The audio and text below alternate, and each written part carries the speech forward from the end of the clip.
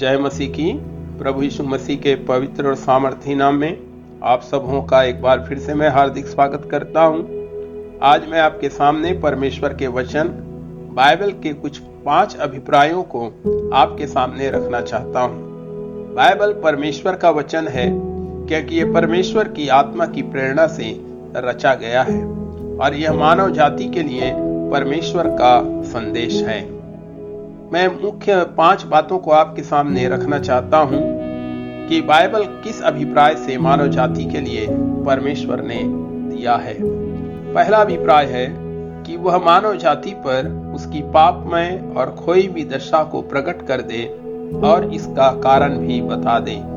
Romeo की पत्री 5 अध्याय उसके 12 पद में लिखा है कि इसलिए जैसे एक मनुष्य के द्वारा पाप जगत में आया और पाप के द्वारा मृत्यु आई और इस रीति से मृत्यु सब मनुष्यों में फैल गई, इसलिए कि सब ने पाप किया है। दूसरा अभिप्राय है वह मानव जाति को परमेश्वर के उद्धार की योजना को समझाए जो प्रभु यीशु मसीह की क्रूस पर मृत्यु के द्वारा संपन्न हुई, ताकि लोग उसके द्वारा उद्धार पाएं। पहला पत्रस 1 अध्याय और उसके 18 और 19 पद में लिखा है कि तुम जानते हो कि तुम्हारा निकम्मा चाल चलन जो बाप दादों से चला आता है, उससे तुम्हारा छुटकारा चांदी सोने अर्थात नाशमान वस्तुओं के द्वारा नहीं हुआ, पर निर्दोष और निष्कलंक मेमने अर्थात मसीह के बहुमूल्य लहू के द्वारा हुआ है। अर्थात प्रभु यीशु मसीह ने क्रूस पर चढ़कर अपना लहू बहाया और उस लहू के द्वारा हमें उद्धार प्राप्त होता है। तीसरा अभिप्राय है कि वह प्रकट कर दे कि पापों से छुटकारा केवल प्रभु यीशु मसीह के द्वारा ही है।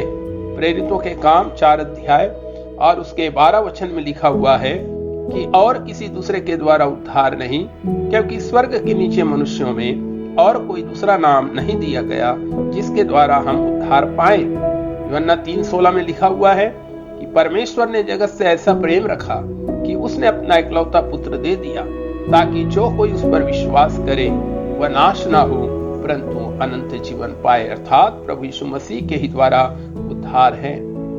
चौथी बात है वह प्रकट कर दे कि लोगों को किस प्रकार अपना जीवन परमेश्वर के योग्य व्यतीत करना चाहिए। बाइबल के द्वारा परमेश्वर चाहता है कि हम इस बात को जान सकें कि हमें अपने जीवन को किस प्रकार से व्यतीत करने की आवश्यकता है। रोमियो की पत्री 12 अध्याय और 1 और 2 वचन में लिखा हुआ है, इसलिए हे भाइयों, मैं तुमसे परमेश्वर की स्मरण दिलाकर विनती करता हूँ कि अपने शरीरों को जीवित, पवित्र और परमेश्वर को भावता हुआ बलिदान करके चढ़ाओ। यही तुम्हारी आत्मिक सेवा है। और इस संसार के समान ना बनो, परंतु तुम्हारी बुद्धि के नए हो जाने से तुम्हारा चाल चलन भी बदलता जाए, जिससे तुम परमेश्वर की भली और भावती और सिद्ध इच्छा अनुभव से मालूम करते रहो। 5वीं बात है मनुष्यों पर प्रकट करना कि विश्वासियों और अविश्वासियों का भविष्य क्या होगा। यूहन्ना रचित सुसमाचार 5 अध्याय और उसके 28 और 29 पद में प्रभु यीशु मसीह ने कहा है, इससे अचंभा मत करो, क्योंकि वह समय आता है कि जितने कब्रों में हैं अर्थात जितने मर गए हैं उनका शब्द सुनकर निकलेंगे। जिन्होंने भलाई की है वे जीवन के पुनरुत्थान के लिए जी उठेंगे, और जिन्होंने बुराई की है वे दंड के पुनरुत्थान के लिए जी उठेंगे।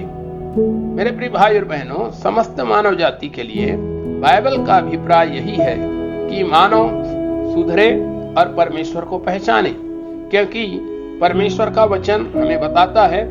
पहला तीमुथियुस उसके 3 अध्याय, दूसरा तीमुथियुस और 3 अध्याय और उसके 16 पद में इस प्रकार से लिखा है, हर एक पवित्र शास्त्र परमेश्वर की प्रेरणा से रचा गया है और उपदेश और समझाने और सुधारने और धर्म की शिक्षा के लिए लाभदायक है।